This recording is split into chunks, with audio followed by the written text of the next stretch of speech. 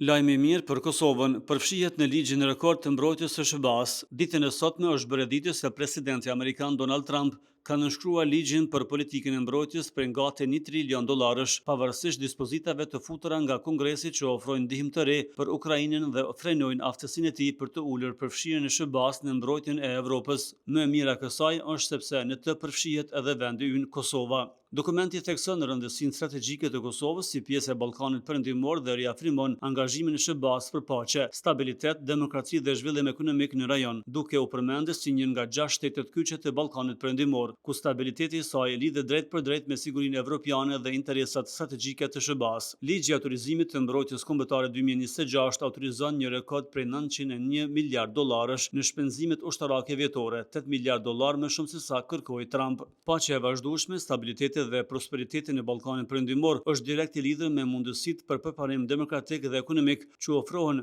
qytetarëve të këtyre 6 shteteve, thuhet në dokument. Një nga pikat rëndësishme të dokumentit është qëndrimi zyrtar i Kongresit Amerikan për dialogun Kosovë-Serbi. Aty marrëveshja e 2023-s për normalizimin e marrëdhënieve konsiderohet hap pozitiv, ndërsa kërkohet përparim i menjëhershëm në aneksin e zbatimit të riafirmon se zgjidhja përfundimtare duhet të bazohet në njohje reciproke dhe kundërshton qartë çdo ide për ndarje territoriale, shkëmbime apo rishikim kufish mbi baza etnike. Mbështet gjithashtu zgjerimin e NATO-s në Ballkanin Perëndimor, duke përfshirë edhe perspektivën e antarësimit të Kosovës në Aleancë, si dhe antarësimin në BE. Kosova po ashtu përfshihet në kuadrin rajonal të masave për monitorimin dhe kundërshtimin e ndikimit malin rus dhe kinez në Ballkanin Perëndimor. Ligji mbështet rritjen e ndihmës amerikane për sigurinë kibernetike, nga cila përfiton edhe Kosova.